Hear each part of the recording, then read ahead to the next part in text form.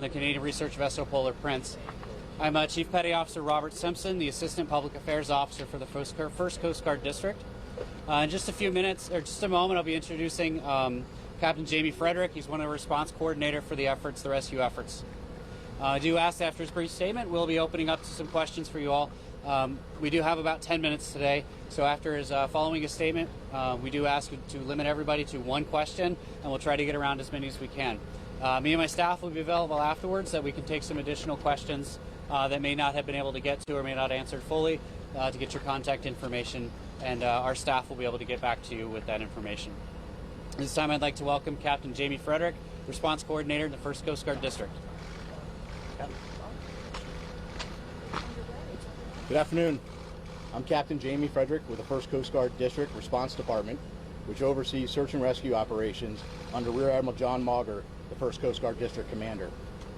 I'll provide a brief recap of our coordinated search efforts for the 21-foot submersible with 5 people on board, along with providing an update on current search efforts and plans for the next 24 hours.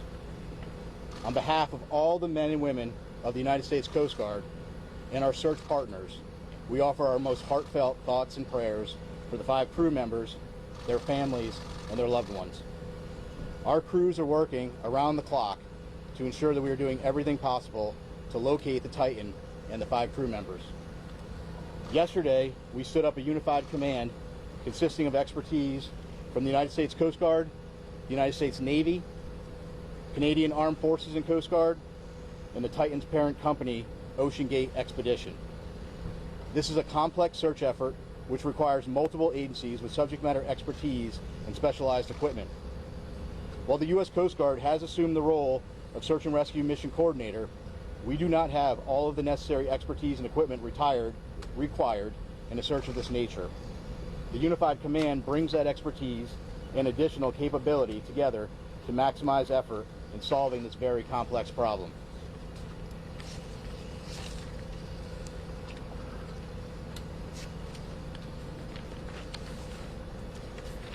And we're out of order here. As a recap, on Sunday, the Coordination Command Center in Boston received a report from the Canadian expedition vessel Polar Prince of an overdue 21-foot submarine Titan with 5 people on board. The Titan was attempting to dive on the wreck of the Titanic approximately 900 miles east of Cape Cod and 400 miles south of St. John's, Newfoundland. Approximately 1 hour and 45 minutes into the scheduled dive, the Polar Prince lost all communication with the Titan. The Polar Prince conducted an initial search and then requested Coast Guard assistance. The U.S. Coast Guard in Boston assumed the responsibility of Search and Rescue Mission Coordinator and immediately launched search assets. Since Sunday, the Coast Guard has coordinated search efforts with the U.S. and Canadian Coast Guard, Air National Guard aircraft, and the Polar Prince, which have searched a combined 7,600 square miles, an area larger than the state of Connecticut. These search efforts have focused on both surface, with C-130 aircraft searching by sight and with radar, and subsurface, with P-3 aircraft were able to drop and monitor sonar buoys. To date, those search efforts have not yielded any results. Search efforts have continued through last night and today. Today, the vessel Deep Energy, a 194-meter pipe-laying vessel, arrived on scene with underwater ROV capability. They have rendezvoused with the vessel Polar Prince and commenced an ROV dive at the last known of the position of the Titan and the approximate position of the Titanic wreck. That operation is currently ongoing. Additionally, a Canadian P-3 aircraft is currently conducting a 6-hour search of the area, and several C-130 aircraft and another P-3 are scheduled to fly this afternoon and this evening. The Canadian Coast Guard cutter, or vessel, John Cabot, is scheduled to arrive later this evening, and several other Canadian Coast Guard vessels and the Coast Guard cutter Sycamore are en route. Additionally, the U.S. Coast Guard has the U.S. Navy's SUPSAL, Supervisor of Salvage and Diving Command, is working with U.S. Transportation Command to bring additional assets to the search area. These more capable assets will be staged at a St. John's for further transport to the search area. There are also several private vessels, research vessels with ROV capabilities that are making preparations to join the efforts. So I want to reiterate, this is a very complex search, and the Unified team is working around the clock to bring all available assets and expertise to bear as quickly as possible in an effort to solve this very complex problem.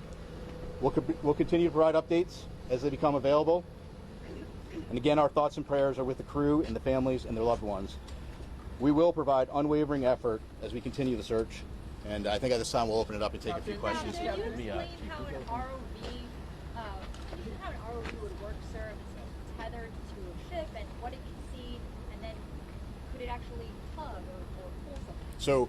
So each of the ROVs, so that's kind of a vague question, right? The ROVs have different capability. It's our understanding the current ROV that is deployed at the site now has some limited capability. It has a camera on board, but again, each of those is different, and we'll be gathering more information as that operation goes on through the day. Captain, how many hours of NBC News.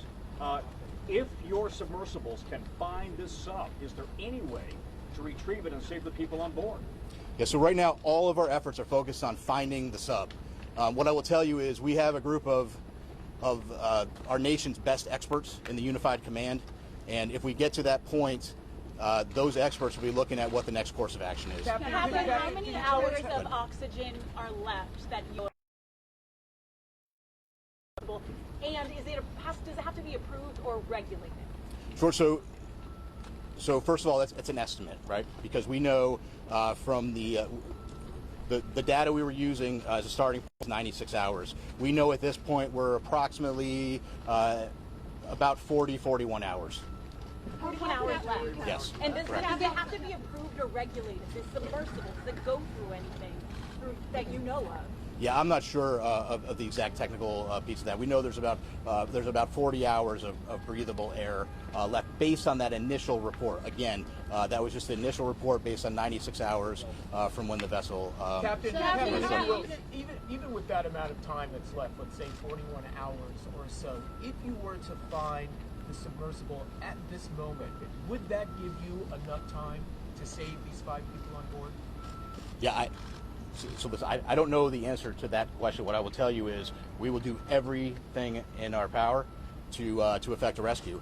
Again, it's going to depend on if the ROV finds something. It's going to depend on what they find, what needs to be, what steps need to be taken next, and really that is for the experts within the Unified Command to take a look at and then decide what the best course of action is. Captain, BBC News. It seems to have taken the mothership vessel, or those running this operation, about 8 hours to contact you on Sunday after they lost contact with the sub. Is that a cause of concern?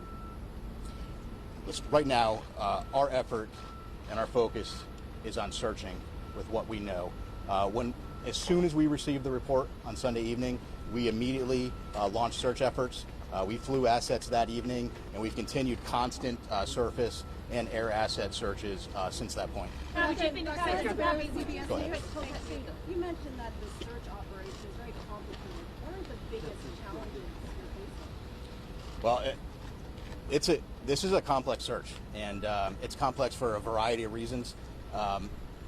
You're talking about a search area that's 900 miles east of Cape Cod, 400 miles south of St. John's. So logistically speaking, it's hard to bring assets to bear. It takes time. It takes coordination.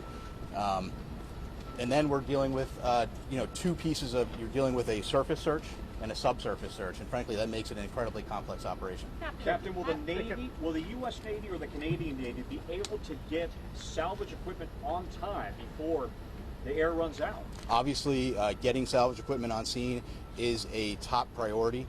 Unified Command is working through that to prioritize what equipment we can get there. There are ongoing operations right now via the U.S. Navy and Transcom to get equipment staged in St. John's and to get it on scene. I can't give you an exact timeline of when that's going to happen. What I can tell you is there is a full court press effort to get equipment on scene as quickly as we can. Is that equipment already on the East Coast, though, or is it coming from the Pacific, for example? No, so some of the equipment that's coming is coming from the East Coast, but again, we're talking about very heavy equipment. It's a complicated transport operation, but the best professionals in the world are working it, and that's U.S. Transcom. Yeah, when it comes to the equipment, can you go into more detail? Do you have a Curve 21 that's that's being shipped over to that location.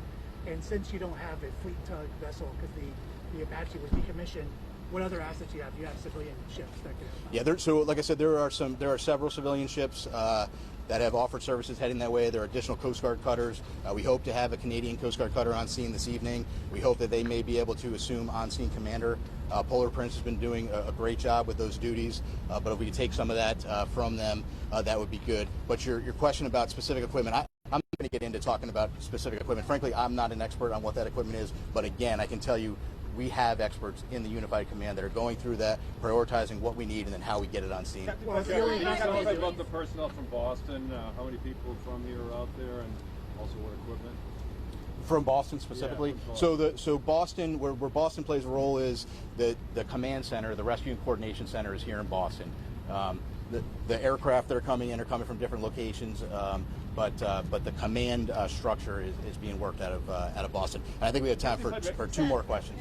In all your years of experience, just how unique is this? Has the Coast Guard ever had to deal with anything like this? Well, I don't want to speak about if the Coast Guard has ever. I would tell you it's a unique operation, it's a challenging operation, but right now we're focused on putting everything we can at it and searching as hard as we can and getting the assets out there as quickly as we can. And so these private companies, the other assets that are rushing to the area, what sort of assets do they have? Do they have ROVs? Do they have similar technology to OCD? Yeah, there are some additional assets with ROVs. There is one asset that is working to get on scene with a decompression chamber.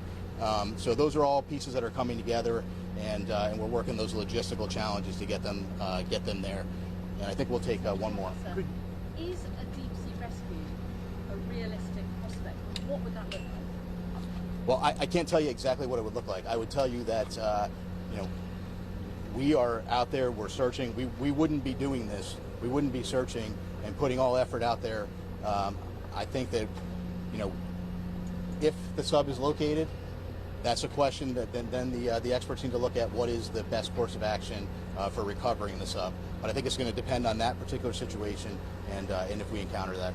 Sir, is it true that the British offered assistance and they were told we don't need your assistance at this point? No, I'm not aware of that. Again, what I would tell you though is that the Unified Command is working through prioritizing. We know that there's equipment out there that can be brought to the scene. The Unified Command is working through prioritizing what equipment we need and then how we get it there. And the French are also responding to the ship as well? Yes, it's my understanding, correct. And I think we're going to wrap it there. Yep, thank you. Thank you, Captain. Thank you. I really appreciate you guys coming out today. Include this portion of the brief on there. I can stay behind just to take some additional stuff that maybe wasn't answered. We can try to get some information back to you kind of a bit later. Can you clarify the question about the men and women here who are based in Boston? Yeah. So are they not out there? Are they just working here? Right. So the Rescue Coordination Center that he's talking about specifically, that's based in Boston. So the personnel that are working in the command and control environment, as far as building a lot of the search and rescue plans, sending out the information, coordinating those pieces, are here. The people affecting the mission, so the pilots, the air crews, all of the ships, those are based out of different areas. So our pilots, air crews are out of Elizabeth City, North Carolina. The Coast Guard cutter Sycamore, I believe, is out of Newport, Rhode Island, but they were operating already in the Arctic. So there are a number of people that are here working in that staff element, but are not physically located out in the search area, if that makes sense. Command and control. It is, yes. Does Ocean Gate have another submersible that they could try to send down there? I don't know. It sounds like, for the most part, the staging area is moving to St. John's. So I believe, a lot of it into St. John, Newfoundland, right? Yes. Yeah. That's so. Our aircraft, the C-130 aircraft, they're based out of there as well. So I know there is a number of pieces going out there. Logistically, it's easier as opposed to from here. Talked about Transcom organizing the different assets available. I asked Transcom, but they kicked it over to you guys. Okay. So can you give a little bit more clarity on what kind of assets you have put in the water? I specifically asked about the Curve 21, but you didn't say. Is there one on the way? I don't know. I don't know an answer to that. So I know a lot of those questions were unanswered on there, and it's a lot of it's because we're not the right agency to be asking that. I know as in the command, we should be to be the one to give the answer to you, but we want you guys to hear it from the subject matter experts. Right. So that's our next plan. Is what we want to do is give an opportunity for you all to get all of the subject matter experts we can into one location to kind of get those questions answered, to give you kind of the best thing we can do. You anticipate in those 40 hours when that becomes a recovery mission, if you choose to do a recovery mission? Is that your plan? When those 40 hours are up that I gave for the estimate, is that the moment you shift from a search and rescue to a recovery operation, if you choose to do a recovery operation, given the difficulties? I think it really depends on a number of factors. So anything that could change between now and then, as far as information response, things like that could change that. So it's not a hard and fast, timer's up, time to transition. There's a lot of factors that go into it that could extend something like that. Excuse me, what role does the amount of oxygen play in one of those factors? And with 40 hours of oxygen left, when would you then transition from a search and rescue to a search and recovery? I don't know an answer to that. That's definitely outside, but we can try to get back to, as we transition through that phrase, we'll have better answers for that. Is there information about the conditions out there? Like, what exactly is the Coast Guard facing? So the weather-wise, yep. So actually, I have, I believe the weather on scene today was 5 to 6 foot seas. What does that mean? Sorry, like the wave? So wave height, 5 to 6 feet. I believe it was 15 knot winds. Visibility was very foggy yesterday with very little nose visibility, but was increasing today, and they were expecting much better conditions from an aerial search perspective. So it's 5 to 6 waves today. Yes. But it's cleared in terms of visibility. Yes. High winds persist, or It was 15 knot winds. So in terms, it's about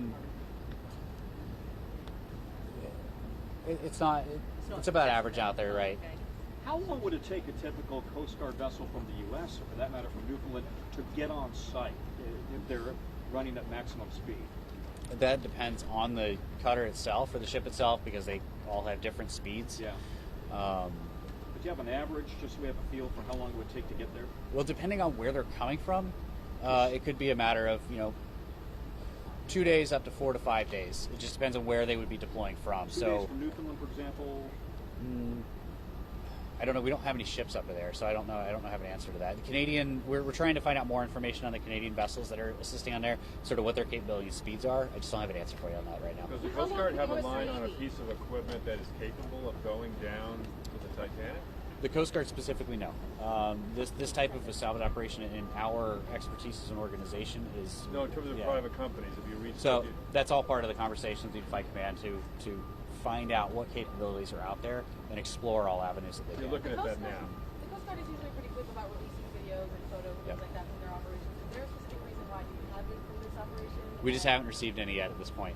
And you don't expect one today? We do. We do expect to get some. Like I said, we do have some graphics that we're trying to look to send out this afternoon,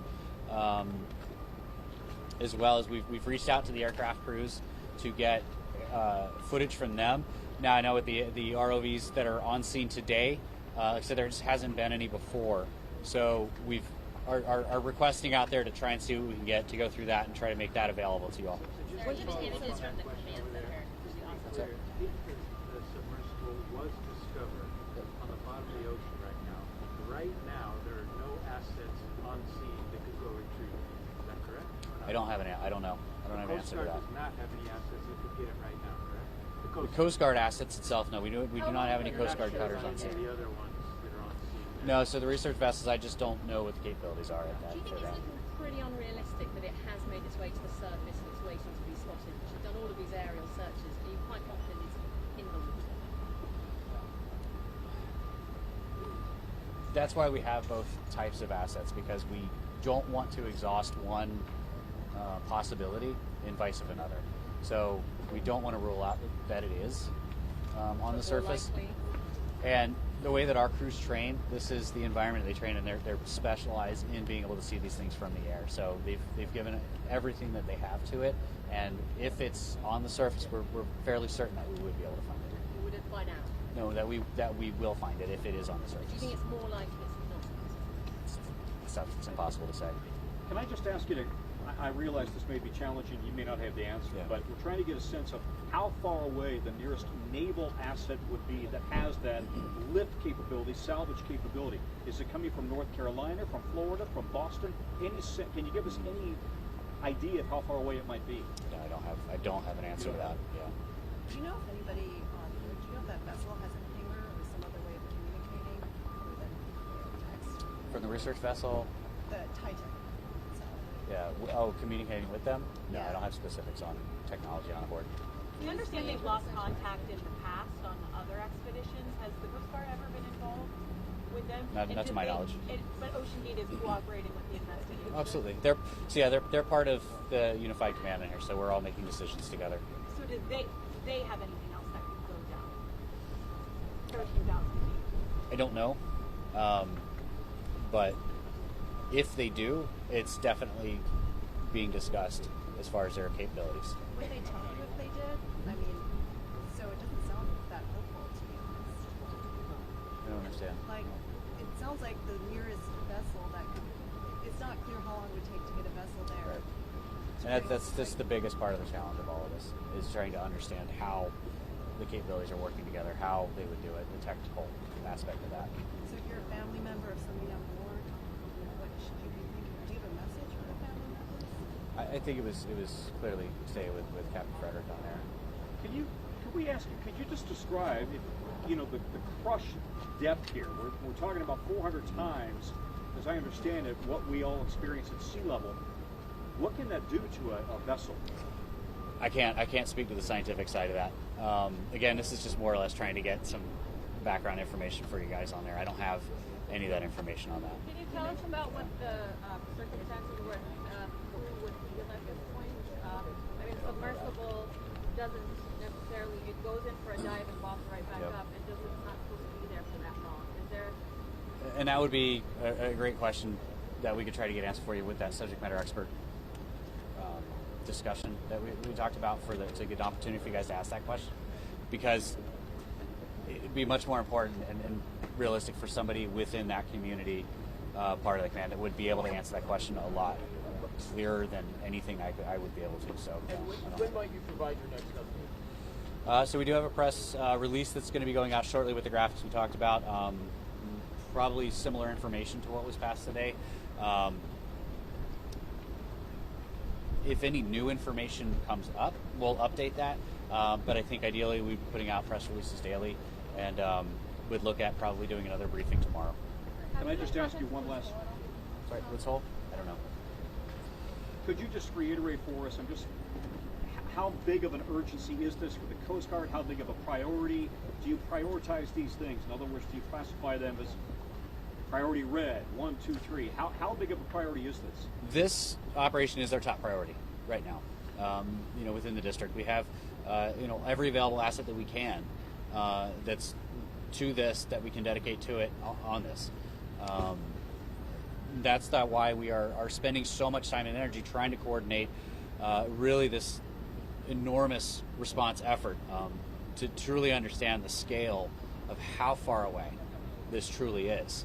And in the context of the types of assets that we can get out there over something that's that enormous, something larger than the state of Connecticut, into perspective of what is available to be able to search in those kind of conditions so far offshore. Understand, 900 miles looks like it is an enormous amount of distance. Can I just ask, I put it to the rest before, but is a deep sea rescue effort realistic, and what would that look like? I don't know what it would look like.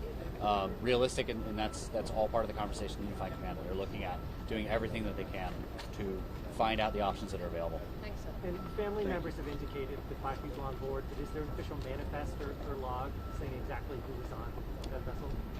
There is.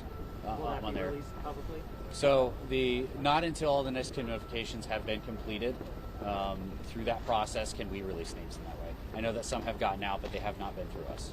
Okay. But, yeah, thank you. I really appreciate your time today. Thank you. And we'll send out an update when the next advisory or advisory will be out for you guys. Are there any briefings happening up at St. John's? Not that I'm aware of. Nothing that we are setting up. Okay. Now, I don't know if they are up there independently. I'm hoping that they would at least reach out to us to let us know so we could help.